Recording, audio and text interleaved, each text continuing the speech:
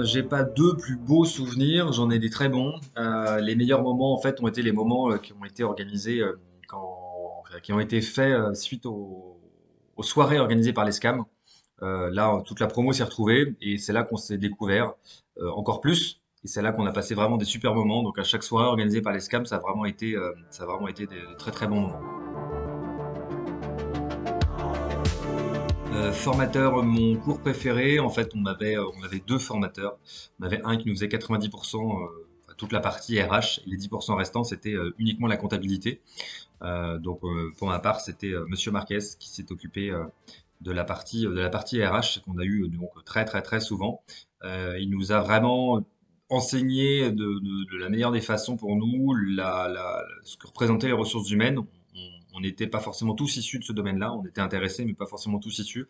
Donc on a pu, grâce à lui, avoir un panel très très large des RH, voir exactement ce qui leur tournait et se dire finalement qu'est-ce qui nous plaît le plus et qu'est-ce qui nous plaît le moins.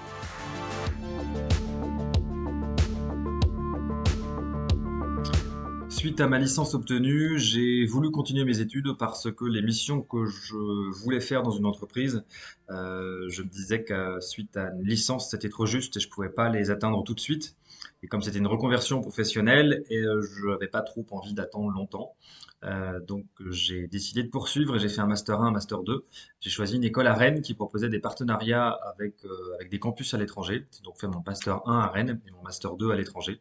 C'est vraiment parce que l'école proposait des formations et des partenariats à l'étranger que j'ai choisi cette école.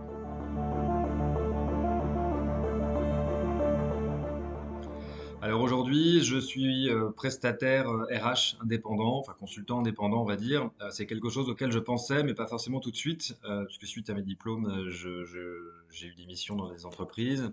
Et suite au Covid, il a fallu, enfin c'était plus compliqué en fait de trouver un job. Et du coup, je me suis lancé en tant que prestataire indépendant, et donc je propose mes conseils aux TPE, PME en termes d'audit RH, en termes de documentation RH, en termes d'RSE, en termes d'entretien professionnel, de grille d'entretien annuel.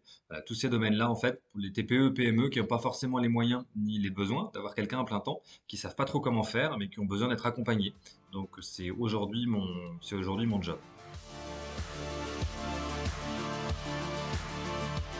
Baissez pas les bras.